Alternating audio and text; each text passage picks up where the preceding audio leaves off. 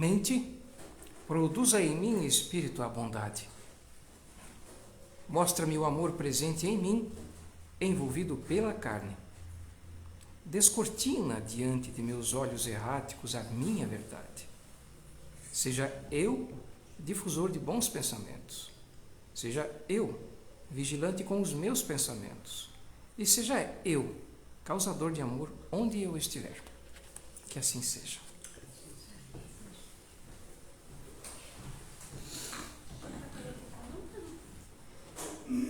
Manda, quer instalar o outro celular para transmitir no Instagram? Não, eu queria passar um recadinho. Sinta-se à vontade. Olá, boa noite. Boa noite a quem está nos acompanhando em casa. Então, gente, como todo mundo sabe, a gente está no final da nossa obra, né? E agora vem a parte dos detalhes, que é a parte que mais rende, que mais precisa de verba para fazer. E ela está quase pronta. A gente pretende, se Deus quiser, até final do mês que vem, a gente já está na nova casa. Porém, a gente agora está atrás de alguns materiais, algumas coisas que estão faltando, e principalmente para montar o brechó. Porque o brechó é a nossa renda, é o que traz rendimento para a gente estar mantendo a casa, podendo estar pagando água, luz, telefone, tudo mais que necessita. Então, a gente está precisando de madeiras para poder, a gente está podendo fazer o brechó. Então, quem souber, gente que está desmontando casas ou alguma coisa assim, que tem madeira para doar ou que queira nos ajudar a comprar madeira para que a gente possa estar fazendo o brechó, a gente agradece bastante, porque agora a gente está na reta final e a gente tem que fazer o brechó para que a gente possa estar levando ele também e para que ele possa também estar dando rendimento para casa, para a gente poder estar mantendo a casa, né? Não na quarta-feira agora, na quarta-feira que vem a gente vai começar a fazer uma vez ou duas vezes no mês, a gente vai estar fritando pastel aqui. Para na hora que o pessoal está indo embora, se querer levar pastel ou alguma coisa assim para casa, para a gente também estar angariando dinheiro e poder estar ajudando também na casa. A gente logo vai ter o nosso café colonial, só que em virtude de a gente estar com um tempo muito curto, né, para poder estar se mudando logo para a nova casa, então a gente vai deixar o café colonial para fazer mais para final de outubro, já na nossa nova casa. E não aqui, porque o nosso café colonial geralmente é no final de setembro. Só que é pouco tempo, a gente tem que correr atrás e a gente anda correndo atrás de coisas para a obra. Então, assim, quem souber de alguém que queira ajudar, né, doando madeira ou contribuindo com qualquer valor para a gente estar podendo finalizar a obra, a gente agradece, certo? Obrigada, tá? O pastel vai ter caldo de cana fluidificado, mano? Não sei. A princípio é só pastel. Pastel com caldo de cana é o sentido da vida, o sentido do universo. É muito bom. Boa noite a todos. Eu brinco e digo assim, viver é muito bom. É só uma questão de nós fazermos as escolhas certas e transformar o nosso presente em algo sempre memorável.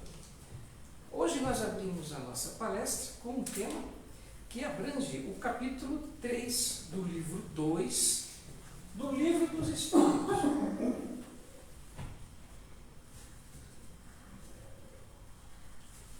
O tema principal da nossa palestra hoje é sexualidade e espiritualidade. E para que nós possamos dar seguimento, eu vou ler o trecho da questão 155 do Livro dos Espíritos. Kardec perguntou aos espíritos superiores como se opera a separação da alma do corpo. Eis que, na resposta dos espíritos, um pouco mais adiante, ele faz aqui uma anotação, ou seja, uma anotação do próprio autor, que é de certa forma longa, mas talvez nós precisemos lê-la de forma paulatina para então dar seguimento à nossa palestra. O autor diz o seguinte: durante a vida, o espírito se liga ao corpo por seu envoltório semimaterial, ou o perispírito. A morte é apenas a destruição do corpo, ou seja, o corpo orgânico, né? A parte que se volta à terra. E não desse segundo envoltório que se separa do corpo quando cessa nesse a vida orgânica. A observação Ouçam que interessante. Partindo do mundo espiritual, eles falam: a observação prova que, no instante da morte, o desligamento do perispírito não se completa subitamente.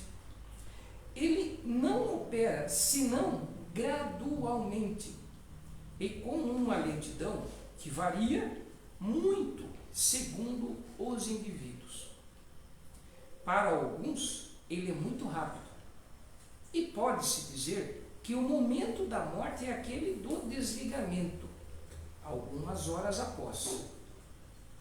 Para outros, aqueles, sobretudo, cuja vida foi toda material e sensual, o desligamento é muito menos rápido.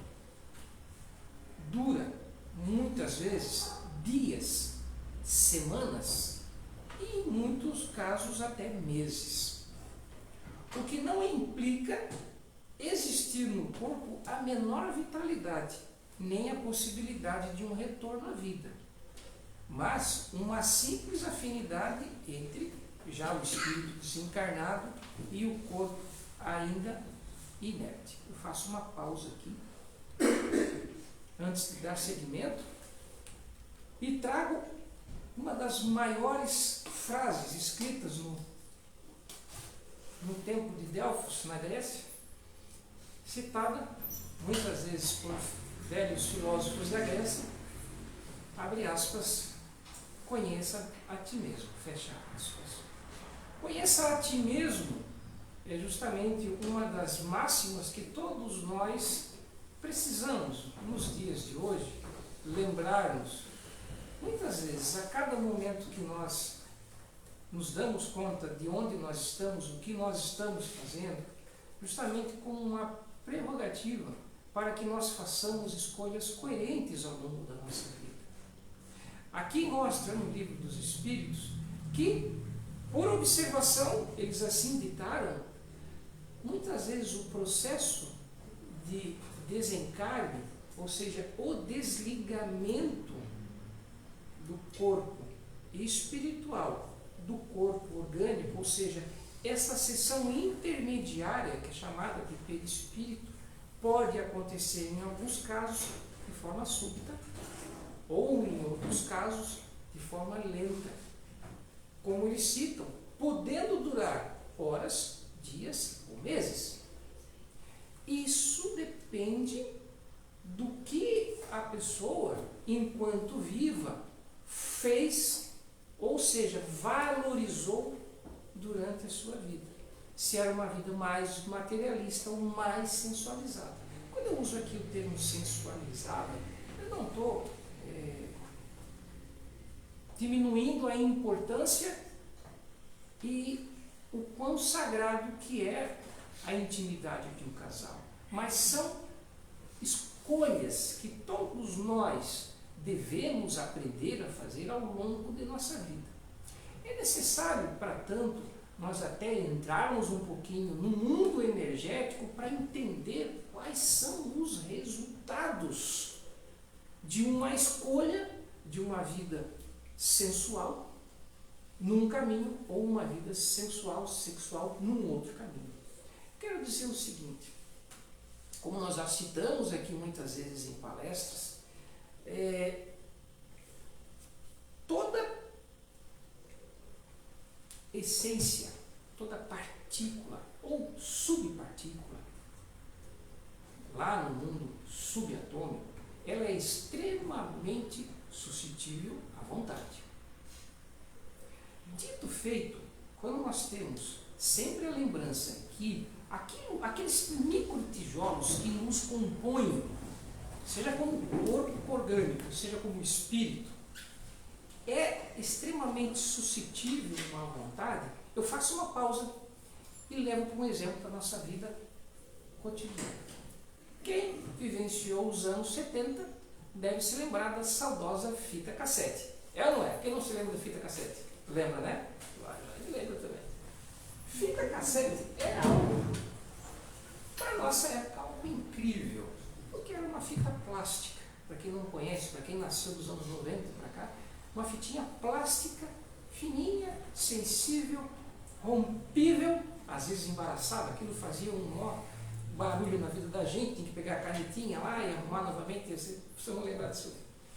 Mas ela em si, ela era uma fita com uma face magnetizável. O que é isso? O que isso tem a ver com a palestra? Calma, chegaremos lá. A face magnetizável de uma fitinha cassete, ela era praticamente um composto de impulsos elétricos. Isso se deu depois também com o CD e até hoje com o pendrive. Isso é linguagem de computador. É impulso elétrico. Ou seja, definido por 0 e 1. É um código binário. Talvez vocês lembrem no segundo grau, quem estudou processamento de dados no segundo grau, nos anos 80, os mais velhos vão se lembrar. Teve gente que riu aqui na palestra. Processamento de dados, então, é código, um impulso magnético e ausência do impulso magnético. Agora, voltamos àquilo que eu estou querendo explicar sobre aquelas partículas subatômicas que são suscetíveis a um fator de vontade. Na vida prática, nós sabemos que, por impulso elétrico, informações são gravadas. Okay? Também nos lembramos que tudo ao nosso entorno, tudo aquilo que vimos, tudo aquilo que experimentamos, a canetinha que eu seguro, a água que eu bebo, o chão que vocês estão pisando, tudo é energia adensada, modificada segundo um fator vontade. Okay. Agora nós estamos começando a entender que existe um fator vontade presente em tudo e que esse fator vontade traz ao mesmo tempo um histórico. Agora voltamos ao tema principal da palestra e começamos a entender e começamos a desmistificar por que esse processo de desencarne pode ser mais lento ou mais súbito, depende da vida na qual nós escolhemos conduzir. Pelo fato da tema principal da palestra ser sexualidade e espiritualidade, eis aqui que nós precisamos sempre lembrar-nos de que quando nós escolhemos uma pessoa para nos relacionarmos, nós temos ali uma exposição de troca íntima energética. Lembram do exemplo da fita cassete? Impulso magnético. Aí nós estamos nos expondo a uma bagagem energética de uma pessoa versus a nossa bagagem energética. Então, uma pessoa que eventualmente não conduz a beleza que é a sexualidade, algo sagrado que é a sexualidade, como algo que é de construção amorosa e banaliza isso, ou seja, passa a escolher se envolver intimamente com muitas pessoas, ela vai cada vez mais se expondo a um número quase finito de bagagens energéticas. E isso é tão sério, porque A se relaciona com B, eis que B se relaciona com C, D e F. Então B tem C, D e F com bagagem energética. A, uma vez que se mistura, se relaciona com B, absorve bagagem energética de B, C, D e F. Impressão magnética. Mas A, além de se relacionar com B, em um certo momento decide se relacionar com F, com H, com I. Vai multiplicando os relacionamentos. O risco de um ser, de um indivíduo, em cima desse tipo de conduta, é que ela, em determinado momento, ela não saiba nem quem ela é.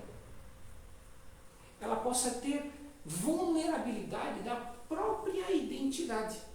Pelo fato de ela se escolher a relacionar-se de forma contínua com muitos parceiros, parceiras, ela pode correr um risco potencial de perder a própria identidade. Não perder a identidade, ninguém vai saber quem não é, mas se sentir confuso, se sentir atrapalhado em muitos momentos da vida e não sabe por que isso está acontecendo. Então, conhecer a si mesmo, lembrando que quanto mais pessoas nós nos relacionamos, não só em nível íntimo, mas em nível também intelectual, existe uma troca contínua de energia, existe uma troca contínua de bagagem. E imagine num espectro de sentimentos, nós não sabemos, uma pessoa que pode estar se aparentando na primeira vista de forma feliz, alegre, agradável e bela, o que ela realmente traz dentro de si. Se ela traz aflições, se ela traz raiva, se ela traz conflito, se ela traz ódio, nós nunca sabemos. Então, o contato nos expõe a essa história, ou seja, a essa bagagem energética da outra pessoa. É um tema que é importante nós trazermos, porque tudo que nós fazemos, tudo que nós buscamos trazer aqui é justamente orientações para que as nossas escolhas sejam as mais coerentes e sábias o quanto possível. Por quê? A nossa vida, as nossas dificuldades, as nossas frustrações, aquilo que nós queremos arrumar ao longo da nossa existência encarnal é nada mais, nada menos. O quê? Situações de relacionamento que não foram bem resolvidas.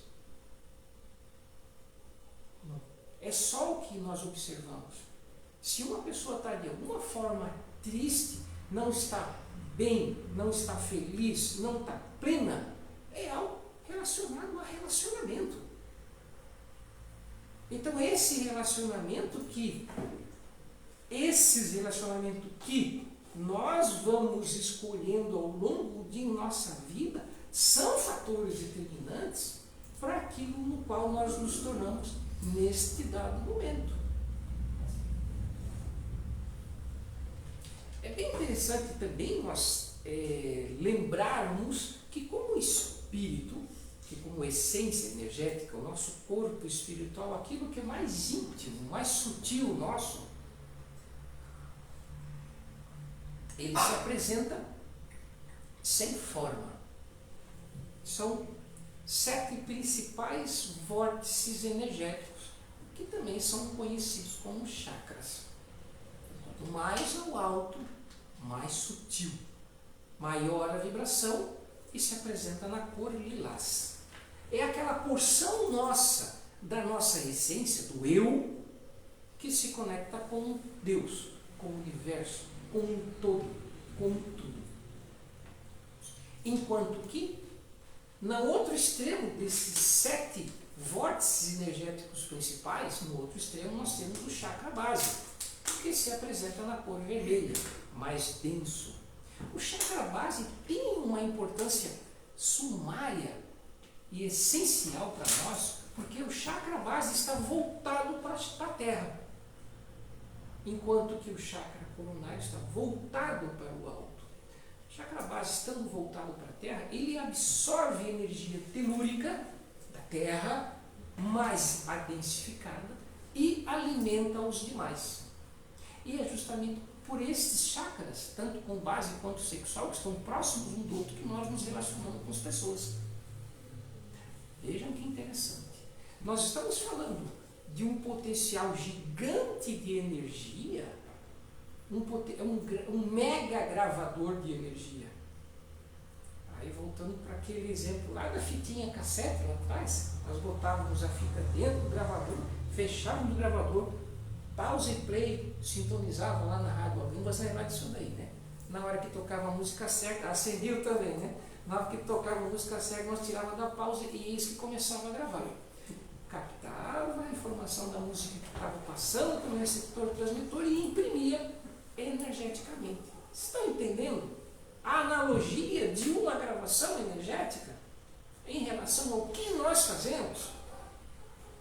Um abraço troca energia, um aperto de mão troca energia, um olhar troca energia, a proximidade das pessoas troca energia. Que dirá um contato íntimo, um contato sexual?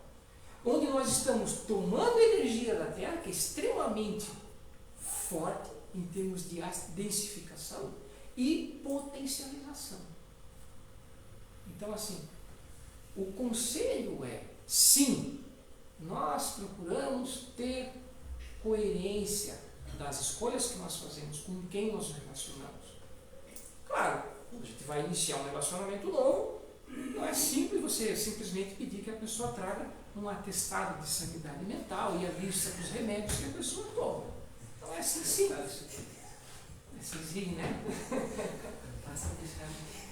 Algo nos atrai a outra pessoa. Mas a sabedoria nos coloca em contato com algo bonito que existe entre nós, dentro de nós, que chama-se intuição. Essa intuição é algo que nós precisamos sempre lembrar que ela tem que ser ouvida. Vejam, o mundo contemporâneo, o mundo moderno, repito aqui várias vezes, eles nos empurram para um segmento distinto de comportamento. E nós trazemos continuamente as pessoas a nos lembrar daquilo que é mais essencial em nós, daquilo que nós realmente somos, que somos essencialmente energia, espírito, e não esse corpo que está habitando. Logo, a sabedoria mostra que eu sim, se eu decidir caminhar pelo espiritismo, pela espiritualização, seja qual for o caminho de espiritualização que eu busco, seja o taoísmo, seja o budismo, seja lá o que for, mas é de conhecimento próprio. Conhece-te a ti mesmo. Quando eu me entendo, me conheço, me aceito, sei onde estão as minhas fraquezas, onde estão as minhas virtudes, onde estão as minhas fortalezas, onde estão os meus medos, onde estão as minhas características, eu passo a lidar com talvez o maior inimigo de nossas vidas, que somos nós mesmos. Livrai-nos do mal. E nós rezamos. O mal que muitas vezes está dentro de nós. Não é às vezes o mal que está fora de nós. É o mal das escolhas más. Das escolhas não bem gerenciadas a nível de sentimento, a nível de coerência. E eis que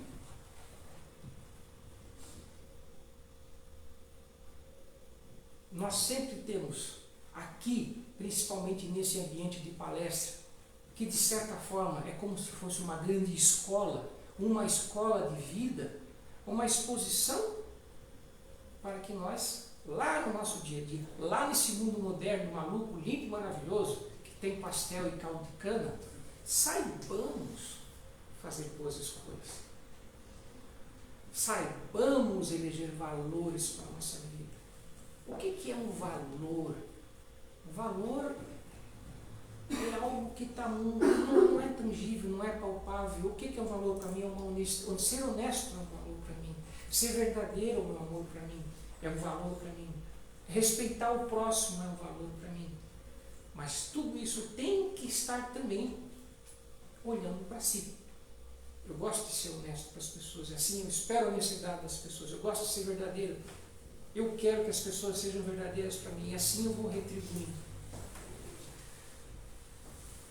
Seguindo o livro, o horário já está esticando, onde eu pausei aqui.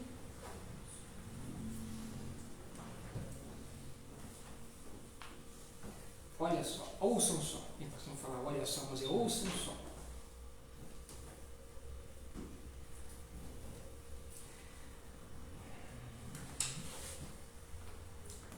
Só vou repetir. O que não implica existir no corpo a menor vitalidade nem a possibilidade de um retorno à vida, mas uma simples afinidade entre o corpo e o espírito, eu citei. Afinidade que está sempre em razão da preponderância que durante a vida o espírito deu à matéria. Aí que está algo que nós também tenhamos que nos lembrar continuamente. Quem me controla? Grande pergunta do século. Quem me controla? Meu corpo controla o meu espírito, minha essência? Ou o meu espírito, minha essência, controla o meu corpo? Então, aquele setor, esse desencarne, esse processo de desencarne, ele é proporcional àquilo que nós valorizamos. Mas, eu falei de valores. O que eu valorizo mais? Espiritualizar ou ser mais instintivo?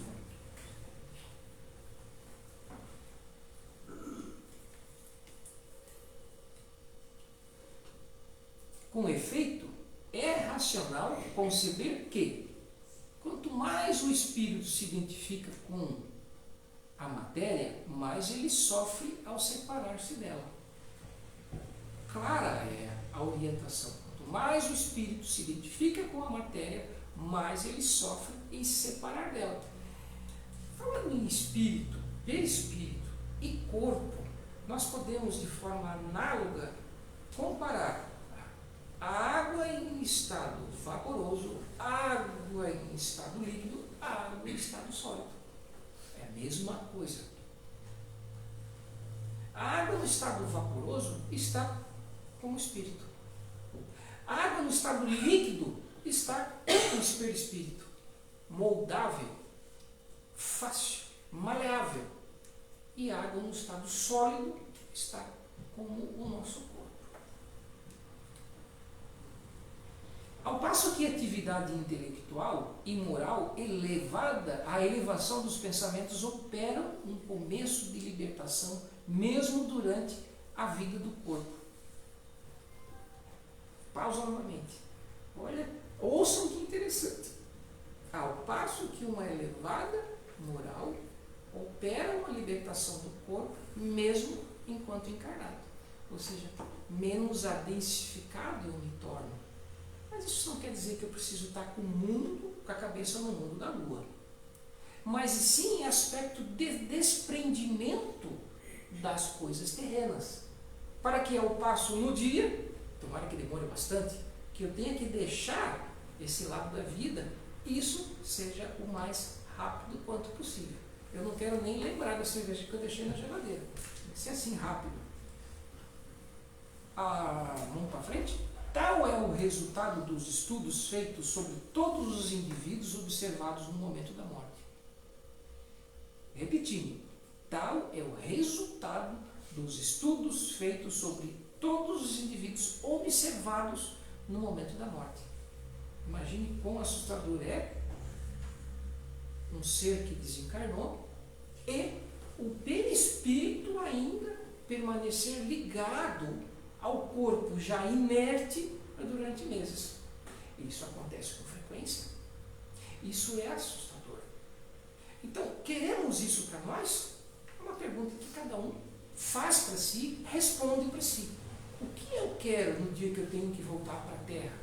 Voltar para o céu, para o grande lar, para a minha real morada. O que eu quero? Como eu quero? Quais são as escolhas que nós vamos fazer agora? Essas observações provam ainda que a afinidade persistente entre alma e corpo em certos indivíduos é algumas vezes muito penosa.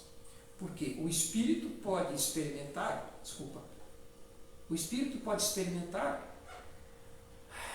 o sofrimento de uma decomposição do corpo, do corpo orgânico. Esse caso é excepcional, em particular a certos gêneros de vida. Viu? É um tipo de conduta moral. E certos gêneros de morte. E ele se apresenta em alguns suicidas também. Então, é uma realidade que não se deve deixar de ser mencionada. Sei que às vezes a palestra possa ser um pouco impactante, um pouco chocante, mas nós não podemos nos abstrair de falar coisas que são necessárias para a nossa evolução espiritual. Nós precisamos sempre lidar com a realidade de frente. Nós precisamos sempre não falar que, olha, quando você morre, você vai para um mundo maravilhoso. Não. Existem, sim, sofrimentos que são inerentes a todas, que ninguém escape, e nós precisamos, sim, saber como lidar com isso. Enfim. eu gostaria de finalizar essa palestra. Antes de finalizar essa palestra, eu vou ler aqui Sêneca, um filósofo estoico, que eu tenho citado várias vezes aqui, no seu livro sobre a brevidade da vida. Carta número 19, ele nos traz essa belíssima reflexão. Eu peço a todos ouvirem com bastante atenção. Recolha-se a estas atividades mais tranquilas, seguras, maiores. Por acaso você considera que sejam semelhantes o cuidar que o trigo seja transportado para o celeiro intacto e distante tanto do roubo quanto da negligência dos carregadores, para que não se estrague pela umidade interna e que esteja seco, para que seu peso corresponda à medida, e ascender até as coisas sagradas e sublimes para conhecer a substância de Deus? Qual é a sua vontade? É isso que ele pergunta aqui. Ele faz essa comparação. O que tu queres? Tu queres ficar atado às coisas materiais ou tu queres ascender às coisas mais sublimes, como ele fala, conhecer a substância de Deus? A substância de Deus. Qual é a sua vontade? Ele questiona. A sua condição, a sua forma. Que destino aguardará as suas almas? Que destino aguardará a sua alma onde a natureza nos ajuntará depois de perdermos os nossos corpos? Pausa. Algo escrito há quase 2000 anos atrás. E eis que o filósofo já falava com propriedade da continuidade da existência da vida após a morte. O que sustenta as coisas mais pesadas desse mundo no meio, no alto suspende as leves, leva o fogo para a parte mais elevada, impele os astros em suas mudanças, e tantas outras coisas cheias de enormes maravilhas? Ele questiona. Deixando o chão para trás, você quer contemplar essas coisas com a mente. Pausa novamente. Quando ele fala deixando o chão para trás, ou seja, desprendendo-se do corpo orgânico, você quer contemplar essas coisas com a mente. Ele está se referindo àquilo que é essencial, que é a alma. Uma vez liberto do corpo, eu quero ver tudo isso que são a substância de Deus com a minha própria mente. Eu quero sentir isso. Agora, enquanto o sangue está quente, os vigorosos devem rumar às melhores ocupações. Nesse tipo de vida, aguardam-lhe muitas belas artes. O amor e a prática das virtudes. O esquecimento dos desejos. O conhecimento do viver e do morrer. A elevada paz. E eu espero que essas palavras ecoem em vossas mentes e corações e continuem, de alguma forma, transformando a cada momento as decisões que cada um de vocês tem que fazer ao longo da vida. Decisões sempre pautadas em sabedorias diminuem de forma potencial a possibilidade de nós enfrentarmos ao longo da nossa caminhada maiores sofrimentos. A lei de ação e reação, eu faço para o próximo o que eu não quero para mim. A lei do amor, onde eu amo o próximo como a mim mesmo. E essa lei de amor se fundamenta por conhece-te a ti mesmo, onde eu também aprendo a me amar, do jeito que eu sou, como estou, sabendo que eu estou em contínua transformação. Não digo eu, nós estamos em contínua transformação, estamos em contínuo progresso. Tal é a lei. Que assim seja.